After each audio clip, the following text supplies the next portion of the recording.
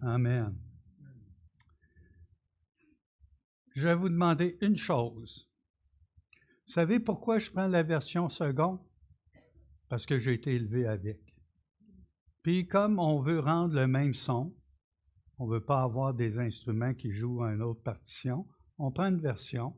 Si vous avez une autre version, faites-en fi juste pour le moment de la lecture, parce qu'on va prendre les notes à partir de second. D'accord? C'est juste ça. Pierre? Donc, vous savez qu'on est unis dans la diversité. Éphésiens 4, 7 à 11, c'est ce qu'on va toucher ce matin. Il y a une chose que je vous permets de faire, c'est de tourner votre Bible ou mettre votre application en Éphésiens 4, 7 à 11, d'accord? Vas-y, Pierre. Daniel.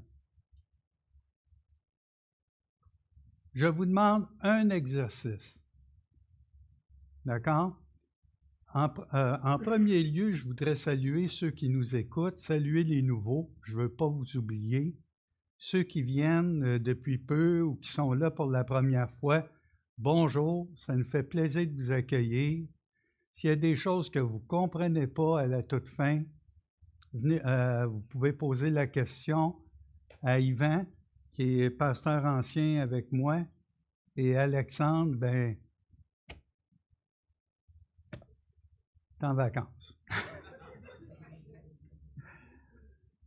Je vous demande un exercice. Alors, c'est pour ça que je vous ai fait lever. Il y avait une raison. Je veux vous mettre en forme. Ceux qui sont sur le point de dormir, vous pouvez leur donner un petit coude. OK? Mais à chacun, OK, l'exercice que vous allez faire, vous avez le droit à un mot. Seulement un mot. Trichez pas. Il y en a qui aiment ça tricher ici. Un mot. Peut-être le mot n'est pas dedans, peut-être qu'il est dedans, mais vous devez me résumer la pensée importante dont il est question ici. Un mot. Ça va? Donc, puis vous vous rappelez, celles qui font le cours puis qui ont touché les notions d'étude de la Bible, vous vous rappelez les 3 étapes? Est-ce que vous vous en rappelez? La première étape, l'observation. La deuxième étape, interprétation. Puis la troisième étape, application. Puis Yves Descaries, vous souvenez-vous qu'est-ce qu'il avait dit? Première étape, observation. Deuxième étape, observation.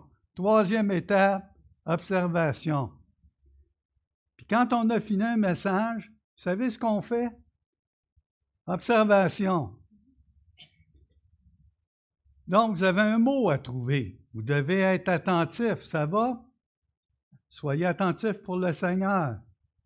Mais à chacun de nous, la grâce a été donnée selon la mesure du don de Christ.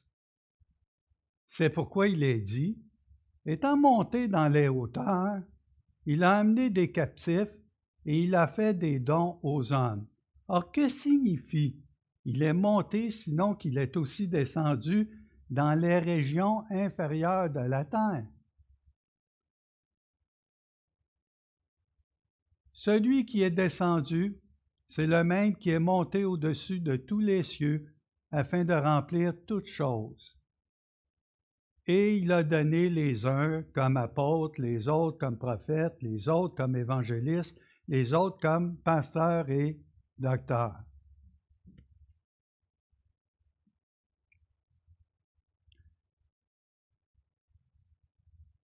Vous avez réfléchi?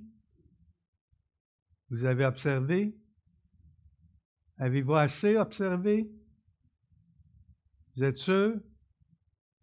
OK? Allez-y, un mot. Grâce, grâce, don, hein? Captif,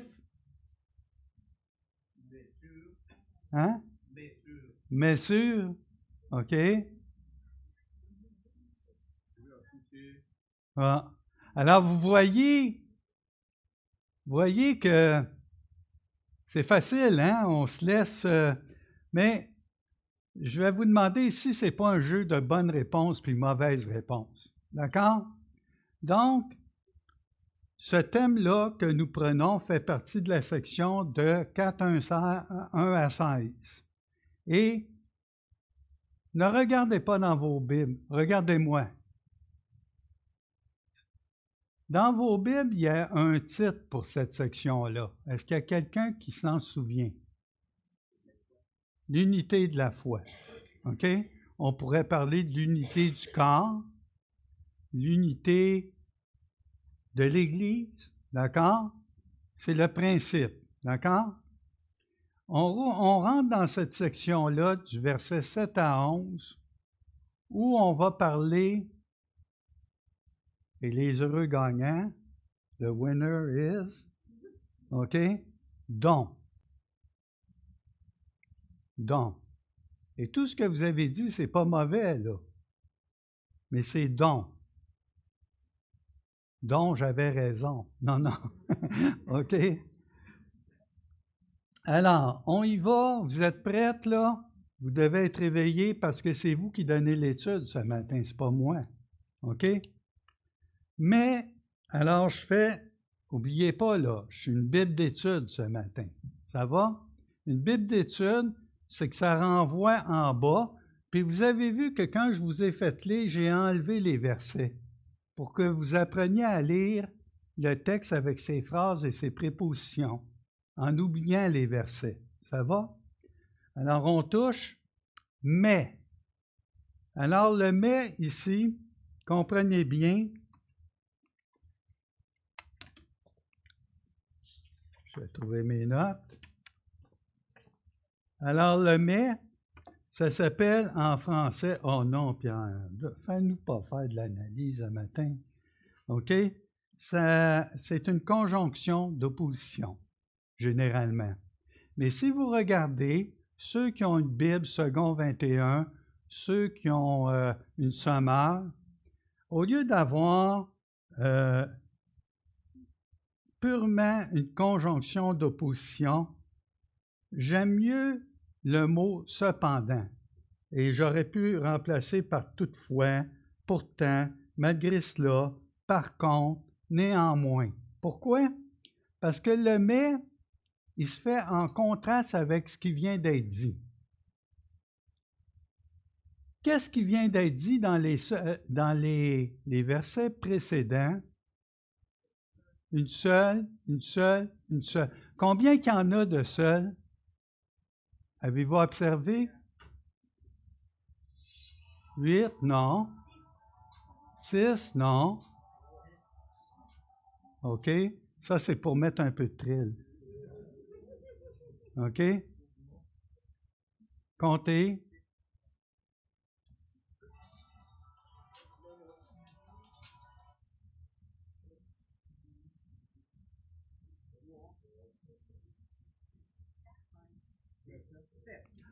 Certes! Certes! Alors, je ne ferai pas de numérologie ce matin, mais 7, c'est un chiffre. Parfait. 7, c'est la plénitude. On parle de plénitude, celui qui remplit tout en tous. Puis là, il fait « mais ». Ça veut dire, voyons, Paul, tu viens de nous parler d'un seul, une seule, un seul, une seule, un seul, puis là, tu arrives « mais » à chacun de nous. Est-ce que ça fait longtemps que vous avez fait des mathématiques? Hey, là, je le sais, là, vous bougez sur vos chaises. Ah, s'il ne peut pas me poser des questions, lui, hein? Vous le connaissez, fais attention, Louis, je t'ai entendu. OK. Mais à chacun de nous, chacun, un, nous, en arithmétique, en mathématiques, ça s'appelle une fraction. Sur le dessus, ça s'appelle le... Et en dessous, dénominateur. Hey, j'aurais dû rester à l'école longtemps, hein? C'est ça que vous dites un matin. OK? La chose la plus difficile à montrer à des enfants de bas âge, c'est les fractions. Si je vous dis 63 64e, est-ce que c'est plus grand que 8 sur 8? Ah, il y en a qui deviennent les yeux, là, oh, ce matin, voyons, je n'étais pas venu pour écouter ça, OK? Pour un enfant, c'est dur à comprendre parce que les nombres sont grands. Vous comprenez? 8 sur 8, ça donne quoi? Hey, c'est fort. 8 sur 8, ça donne 1. 64 sur 64, 1. Hey, voyons. Voyons. Vous me voyez venir, hein? Vous me voyez venir? L'unité, malgré les partis, malgré la diversité, mais à chacun de nous, la grâce. Alors, il y en a qui ont choisi grâce. Et n'oubliez pas ici qu'on va voir qu'il y a un donateur. Ça, c'est très important. D'accord? Alors, la grâce a été donnée. La grâce ici, ce n'est pas la grâce salvatrice, la grâce qu'on prend dans Éphésiens, dans le sens où on va dire, le verset dit que c'est par la grâce qu'on est sauvé, par le moyen de la foi, et cela ne vient pas de nous, OK, mais de Dieu. Alors, la grâce ici, c'est la grâce salvatrice, la grâce salutaire. Mais ici, on voit que le mot grâce, c'est charis en grec. Charis, puis en même temps, je vais vous dire tout de suite que le mot don, normalement, c'est charisma ou charismata. Puis, bien sûr, ça donne en français charismatique. D'accord? Mais le mot charismata n'est pas utilisé dans cette section-là, bien qu'il en fait section. C'est un autre mot en grec, c'est donté. D'accord? Mais ici, la grâce veut dire la puissance. D'accord? Et la puissance veut dire une faveur aussi, un privilège inestimable. Et Dieu nous donne la capacité, la mesure en proportion de la mesure du don de Christ. Alors, Christ ici, c'est lui avec le Père dans l'éternité passée, selon sa préscience, selon son bon conseil, selon son bon plaisir, qui a décidé de choisir des hommes et des femmes pour célébrer sa gloire. Est-ce qu'on a quelque chose à avoir là-dedans? Est-ce qu'on a quelque chose? C'était décidé. C'est dur à comprendre tout ça. Puis savez-vous qu'il a décidé du don qu'il était pour vous donner? Alors moi, tout jeune chrétien, on m'avait demandé si je connaissais mon don. J'ai dit oui, j'avais répondu au pasteur. Il ne semblait pas satisfait de ma réponse. J'avais dit que j'avais le don de taper ses nerfs de ma femme.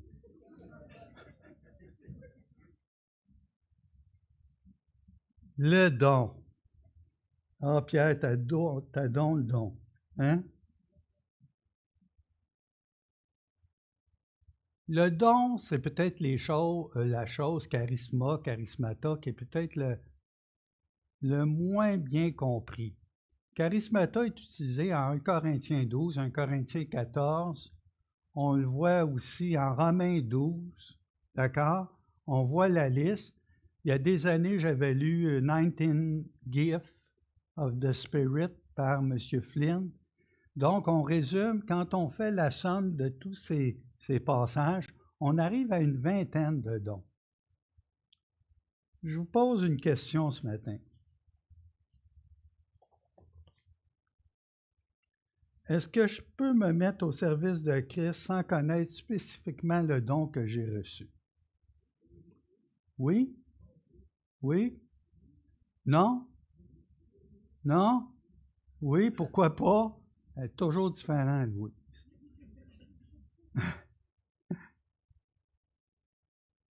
Pourquoi pas? Si je suis confiné à la maison, et je salue frères et sœurs qui sont euh, à la maison, dans la maladie ou tout ça, donc, est-ce que si je suis confiné à la maison ou encore malade ou affaibli dans mon corps ou une personne âgée, d'accord? Est-ce que je peux être utile à l'œuvre du Seigneur? Sûr? OK? Même sur ton lit de mort. Pourquoi pas? Ah ben là, ça fait partie du club à Louise. Les dons spirituels, j'ai mon frère Yvan ici qui, à un moment donné, dit parfait, moi, le Seigneur m'a mis à cœur le jeudi matin, je veux m'occuper d'un groupe, tout ça. Donc, tu n'as pas décidé, Yvan, de connaître ton don, hein? OK? On se met à l'œuvre. Ouais, mais Pierre, je ne suis pas parfait.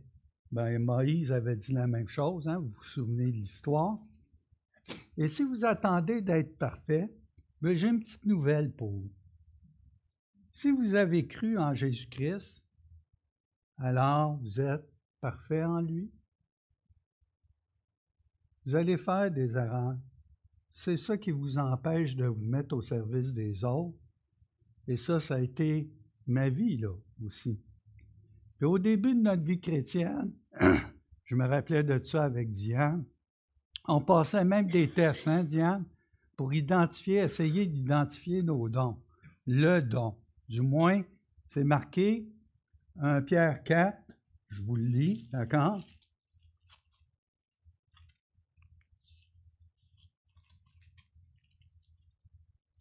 1 Pierre 4 dit, comme des bons, c'est le verset 10, 4, 10, comme des bons dispensateurs des diverses grâces de Dieu. J'aime ça parce que le mot grâce revient, les diverses grâces, les diverses capacités, les diverses bénédictions. Vous comprenez le sens du mot? Le mot indique, le contexte indique le sens du mot. Ce n'est pas un dictionnaire qu'il faut regarder, c'est le texte. D'accord? Que chacun de vous mette au service des autres le don qu'il a reçu. Vous êtes fait. Chacun, vous avez reçu un don. Si quelqu'un n'a pas l'Esprit de Christ, et si vous appartenez à Christ, vous êtes appelé à le servir. D'accord? Et si vous êtes appelé à le servir, le service se fait les uns. Vous comprenez? Un don, ce n'est pas fait pour myself. Est-ce que je jouis du don que j'ai reçu? Oui, quand je le mets au service des autres, parce que je fais partie comme les autres. Vous comprenez? Alors moi, ce matin, vous m'avez fait travailler, mais je jouis du travail que j'ai pour vous amener la prédication. Vous comprenez? Je jouis de ce que le Seigneur me dit, donne. Et il m'a donné abondamment.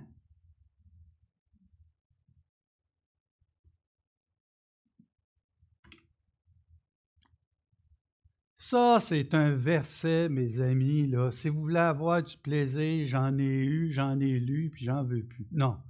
OK?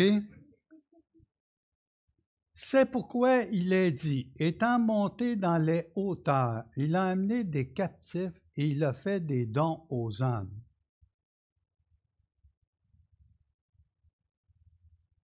Ah, tu m'as pas. OK.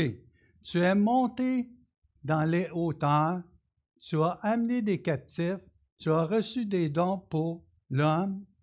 Les rebelles habiteront aussi près de l'Éternel Dieu. Et ça, je viens de vous lire, Psaume 68, 19. Ouais, mais Pierre, on a un problème ici. Des gros problèmes à part de ça. Parce que si je lis le psaume 68, 19, Paul a changé bien des affaires.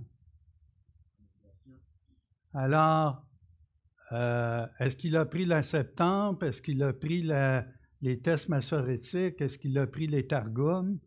Là, je vous ai perdu, hein? OK? Mais la situation n'est pas là.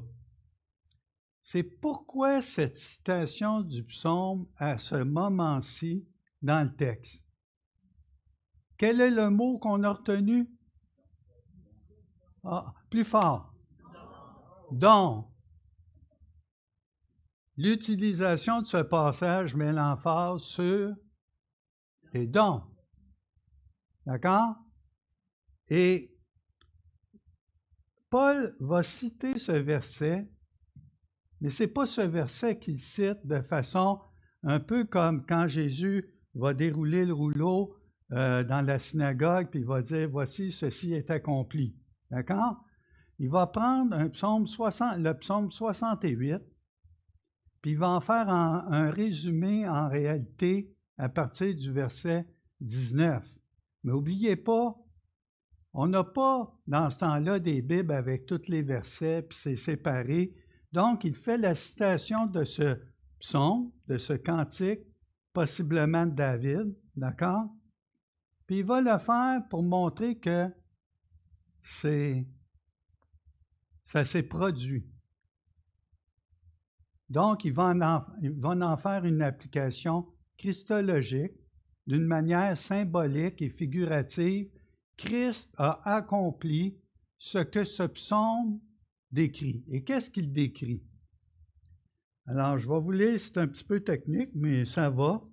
Monsieur Ross, qui est professeur de théologie de l'Ancien Testament, a écrit des commentaires sur les psaumes. Il dit, c'est un psaume qui se présente sous forme d'un cantique, d'un chant, de louange, et célèbre l'ascension triomphale de Dieu sur le mont Sion. Alors, si on regarde l'histoire, on ne peut pas comprendre totalement ce passage, et ce matin, je ne le fais pas faute de temps, sans aller voir le psaume 68, vous comprenez? Donc, le psaume 68, ça parle à chaque fois qu'Israël va remporter une victoire, ou ça parle de l'épopée de Dieu qui accompagne et qui remporte les victoires, et la montée vers Sion. C'est vraiment, quand on dit cantique des degrés, dans certains psaumes, c'est une montée, d'accord? Et souvent, on a aussi, lorsque l'arche a été récupérée, comment on va amener l'arche en avant à sa place, là, à Sion, dans le temple, d'accord? Et qu'est-ce qui est important? David, si c'est David, comme plusieurs commentateurs le laissent suggérer, nous amènera à envisager que ce psaume fait allusion aux conquêtes de David. D'accord? Là, il y a 2 Samuel 5, 6, 8. Et ça fait encore allusion au transport de l'arche à Sion. Ou encore à une procession triomphale après une victoire, soit les victoires de David en général. Et ce psaume, par son langage figuratif, permet de l'adapter à plusieurs occasions. Le triomphe le plus notoire auquel il se rapporte, d'où l'application du psaume, c'est l'ascension de Jésus après sa résurrection. Mais qu'est-ce qui est venu vaincre? Qu'est-ce qui est venu vaincre? Alors là, vous commencez un peu plus à comprendre. Le psaume 68 parle de ça. L'application, OK, c'est comme si c'était dit, voilà la raison pour laquelle il est écrit. Et là, il cite ce passage qui va résumer l'ensemble du psaume 68. D'accord? Harold Donner, c'est un autre professeur de Dallas, mais lui, il a écrit sur Éphésiens. Il nous dit que cette référence au psaume 68 confirme le fait que Dieu accorde des dons. La plupart des gens pensent qu'il cite le psaume 68 en y apportant 5 changements mineurs et 2 modifications majeures. OK? Accrochez-vous pas les pieds là-dedans. Si ça vous dérange, venez d'en parler avec moi après. J'ai assez lu. Je suis capable de vous répondre là-dessus, puis vous allez pouvoir dormir tranquille. Cependant, il est préférable de penser que Paul ne citait pas un verset en particulier, mais qu'il résumait le psaume 68, lequel renferme plusieurs mots semblables à ceux que l'on retrouve au verset 19. Pour ma part, je crois qu'il s'agit d'une utilisation générique. Bon, tu viens de me perdre, Pierre. Générale. D'accord? Du psaume. Remarquez que le point principal ici est que le vainqueur donne, et on pourrait ajouter, puisqu'il en est digne.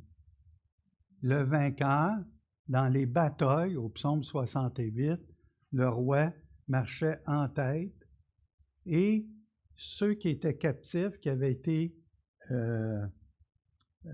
pris captifs, donnaient au roi vainqueur, et le roi vainqueur pouvait faire la distribution, soit au temple, soit aux soldats qui l'avaient accompagné, soit aux captifs qui ont libéré aussi du peuple.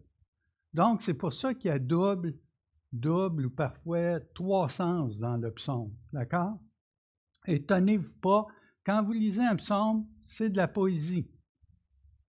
Donc, il faut être figuratif, puis il faut être un peu symbolique dans l'interprétation et la lecture. L'essence du psaume 68 est parfaitement respectée en Jésus-Christ. Il est venu remporter la victoire sur le péché et la mort, et par sa résurrection et son ascension glorieuse avec sa suite, son cortège. D'accord?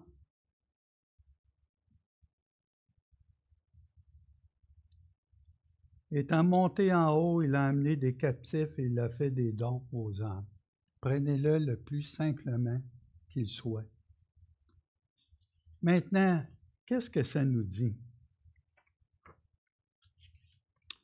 Ça nous dit beaucoup de choses. On revient après. Or, ça s'appelle de la rhétorique. Paul, il fait la même chose en Romains 6, 1 à 2. Il va dire, « Que dirons-nous donc? Demeurerions-nous dans le péché afin que la grâce abonde? » Qu'est-ce qu'on dirait?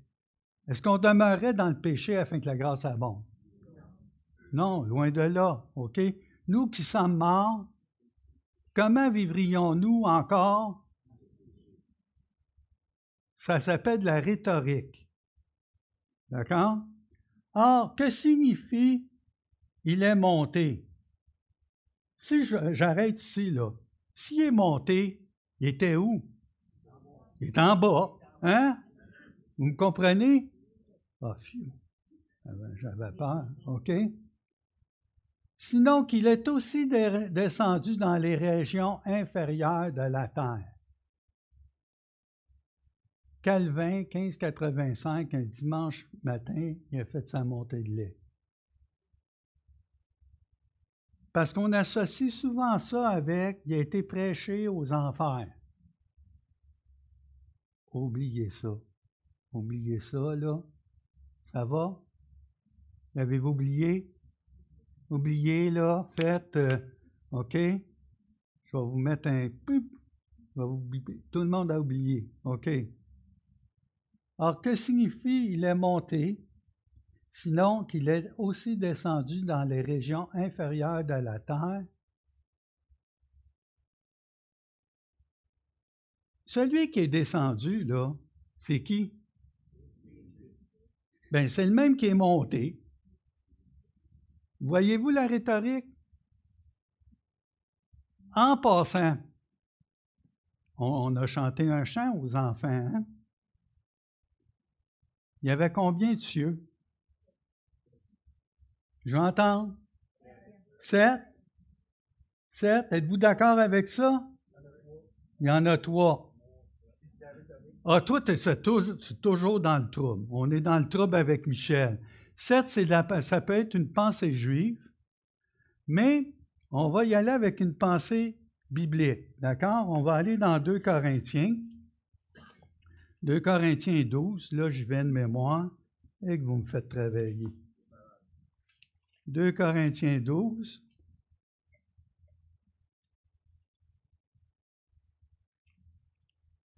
Il faut que je parle de casse-tête à propos de ça.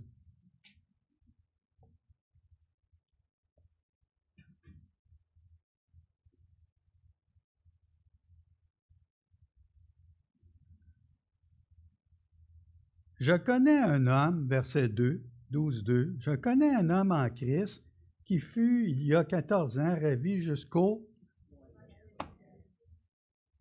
Ah ben, ah ben. Mais voyons donc, si ce fut dans son corps, je ne sais, si ce fut hors de son corps, je ne sais, Dieu le sait. Et je sais que cet homme, si ce fut dans son corps ou sans son corps, ben oui, Paul, tu viens de le dire. Je ne sais, Dieu le sait. Vous voyez que c'est important. Il dit, fut enlevé dans le... Ça, c'est lequel des ciels? Le troisième. Merci, mon frère. Le premier ciel, c'est quoi? Celui qu'on voit, la terre, OK? Le deuxième ciel, c'est quoi? La Voie lactée, hein? Répète-les encore. Là où sont les esprits. Les dominations. N'oubliez pas, on est dans le figuratif aussi. Alors Dieu, Jésus-Christ, le Père, le Fils, le Saint-Esprit, avant la fondation du monde, décide du plan qui était pour être accompli. Et là, c'est comme si Jésus disait, oui, je vais y aller. Alors, lequel n'a point regardé d'être égal avec Dieu, mais s'est dépouillé lui-même jusqu'à la forme d'un serviteur. Vous comprenez? Tout ça, là, ça va ensemble. Alors, Jésus descend. Et là, on parle d'incarnation, on va parler de la crucifixion, OK? De la rédemption, d'accord? Toutes ces doctrines importantes. Et là, dans les profondeurs de la terre, ça veut tout simplement dire que Dieu vient chercher sa créature dans la bassesse la plus profonde de la terre, comme si on était emprisonné dans un marais boueux qui sent, vous savez quoi. Il vient nous sortir, mais pour nous sortir, il va donner ça et il va connaître le chemin qui nous attend tous, pour la plupart, si Christ revient avant si jamais Christ revient avant, ben on ne le connaîtra pas, c'est la mort. Enseveli au tombeau, c'est les profondeurs de la terre. D'accord? Ça veut dire qu'il a fermé la boucle, il a tout connu. Et il est monté comme le roi conquérant aux cieux des cieux des cieux. Et il s'est assis où? OK? Afin et on va lire aussi dans Éphésiens au début, parce que vous savez que c'est une lettre, hein? Vous savez que quand on lit le chapitre 4, bon, on a lu le chapitre 1 avant, puis on a de la difficulté de retenir tout ce que la lettre a dit. Mais écoutez bien la beauté de ces versets-là une fois qu'on a lu aussi ce passage-là. Ça nous dit Et quelle est envers nous qui croyons l'infinie grandeur de sa puissance se manifestant avec efficacité par la vertu de sa force. Il l'a déployé en Christ en le ressuscitant des morts. Le prince de vie ne pouvait rester mort, mais c'est le Père qui l'a ressuscité. Et en le faisant asseoir à sa droite dans les lieux célestes, au paradis, au troisième ciel. On met les choses ensemble, vous comprenez? Donc, au-dessus de toute domination, de toute autorité, de toute puissance, de toute dignité et de tout nom qui se peut nommer, non seulement dans le siècle présent, mais encore dans le siècle à venir, il a tout mis sous ses pieds et il l'a donné pour chef suprême à son Église, à l'Église. Alors, est-ce que Christ est autorisé à donner aux hommes? Oui, il est vainqueur. Oui, parce qu'il l'a décidé avant la fondation du monde. Moi, Seigneur, j'aime pas ce que tu m'as donné. Il semble que moi, je voudrais d'autres choses. Fait que je veux aspirer à d'autres choses. Dans 1 Corinthiens 14, c'est aspirer aux dons les meilleurs. Et quel est le don qui est en premier lieu? La prophétie. Mais quel est l'ingrédient pour toute manifestation de don? 1 Corinthiens 13, c'est quoi? L'amour. Les uns. Puis aspirer ici, il n'est pas marqué au singulier, il est marqué à la deuxième personne du pluriel. Donc, en tant que communauté, aspirer à ce que les choses soient bien enseignées pour que nous soyons bien édifiés et que nous mettions au service des autres le don que vous avez. Alors, je termine le dernier verset. Hey Pierre, tu nous as joints un taux tout le long. Parce que moi, je pensais au don, mais regarde, je ne suis jamais un apôtre, je ne suis jamais un prophète, je ne suis jamais un évangéliste, puis je ne suis même pas pasteur et docteur. Donc, je n'ai pas reçu de don.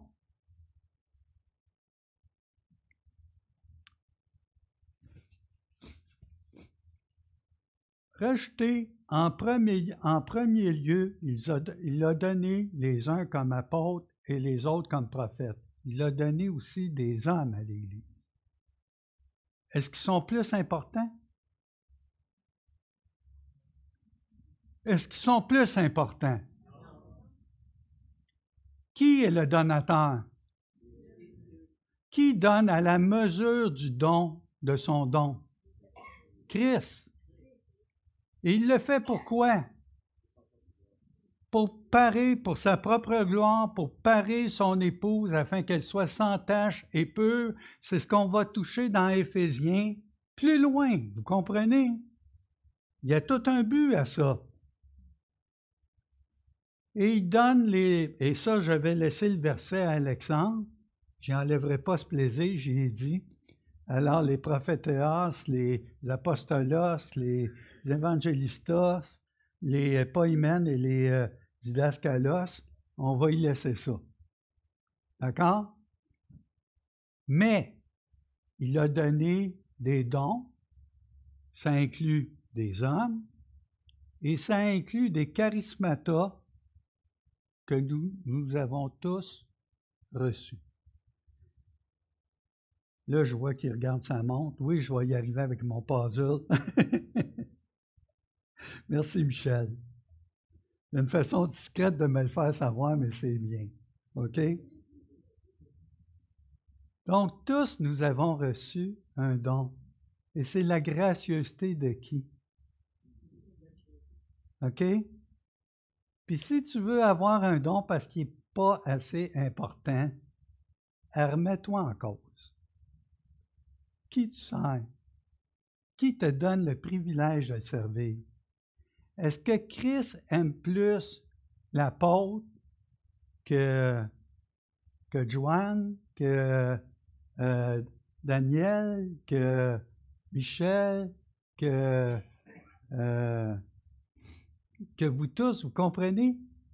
Il n'y a pas une question « je suis plus important, je suis plus aimé de Dieu parce que j'ai telle charge ou telle fonction ». Non! Je finis avec le puzzle. Si vous avez remarqué, il commence toujours avec apôtre, prophète.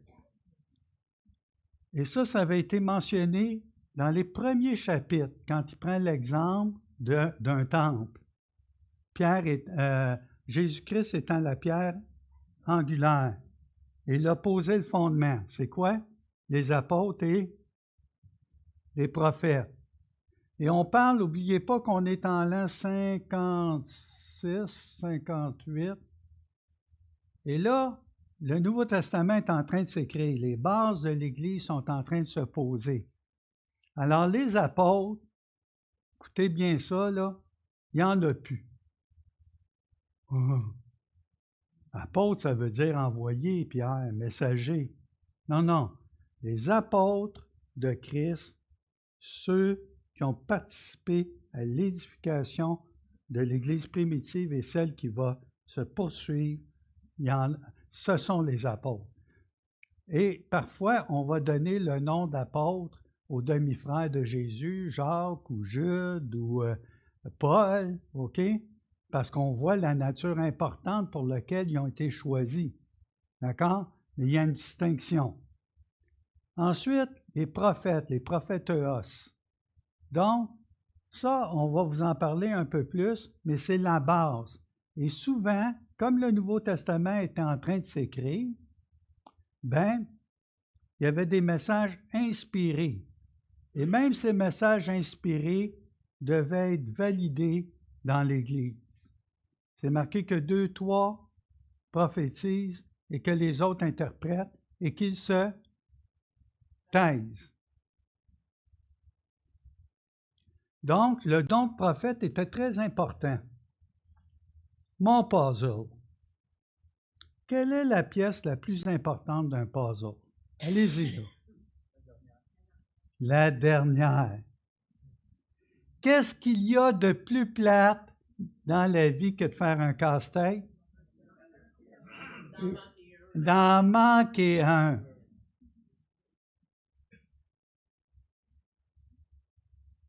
Peut-être, vous ne le savez pas, mais peut-être vous êtes la dernière pièce.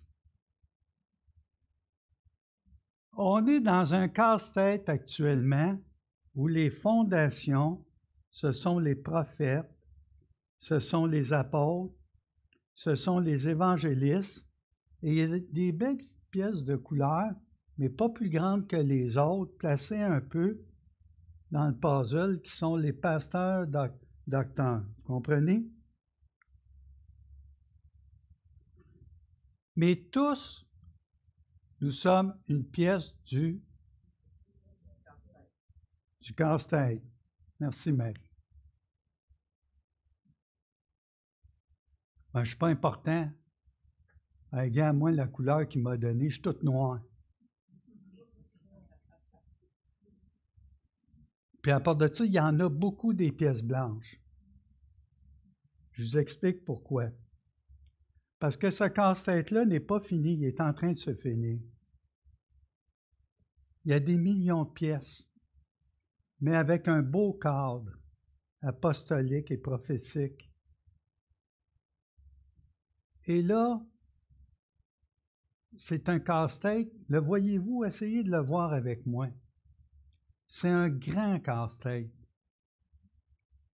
Et là, il y a des pièces qui ne semblent pas fitter avec d'autres pièces. Mais quand il manque des pièces dans un casse-tête, est-ce que ça se tient? Alors, la pièce peut être placée à l'autre bout mais elle a une influence sur... Et toute l'humanité. Il ne faut pas penser juste à Saint-Hubert aujourd'hui, il faut penser le temps. Quand on va rencontrer le Seigneur, il y a plusieurs générations. Et ces générations font que tout le puzzle est en train de se bâtir, tout le casse-tête. Et savez-vous c'est quoi?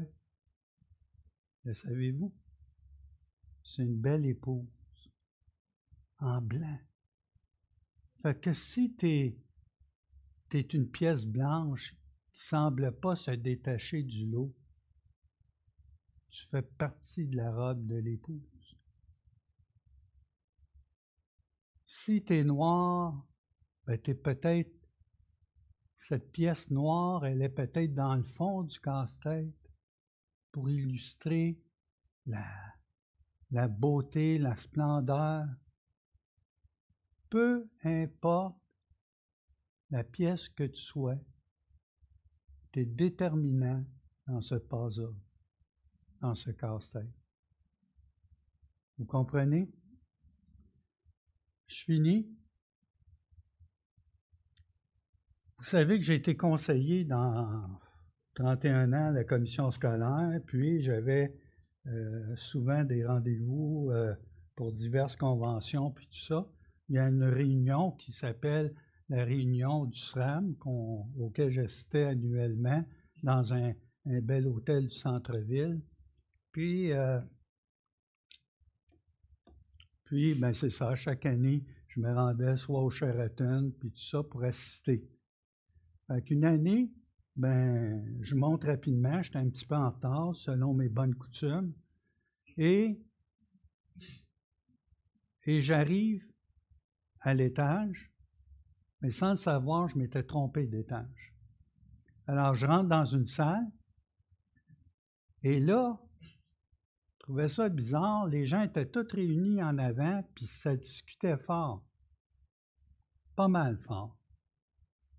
Puis je trouvais ça bizarre parce que j'arrivais pas totalement à discerner les gens, puis tout ça, c'est normal, je n'étais pas à bonne place.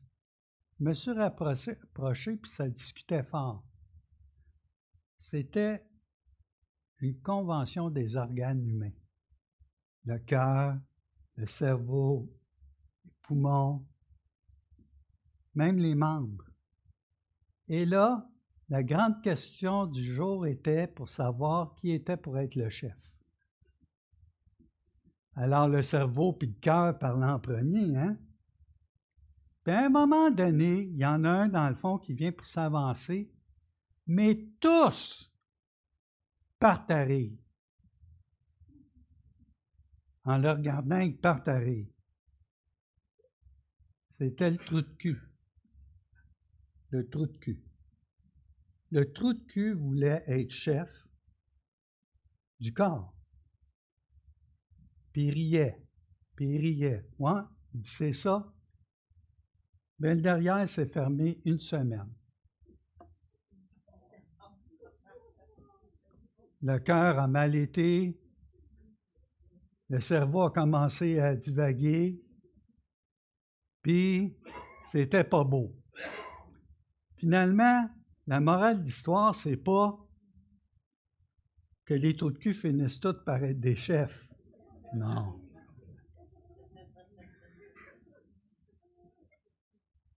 Chaque partie du corps, chaque partie, tu crois pas que tu es important? Tu crois pas que tu es important? Je le sais, là, dans la tête de certaines personnes, OK, on parle d'accomplissement de soi, on parle de... Non. Savez-vous pourquoi vous êtes important?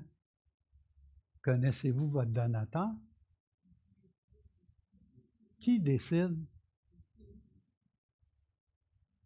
Et vous êtes important, vous participez au chantier le plus important.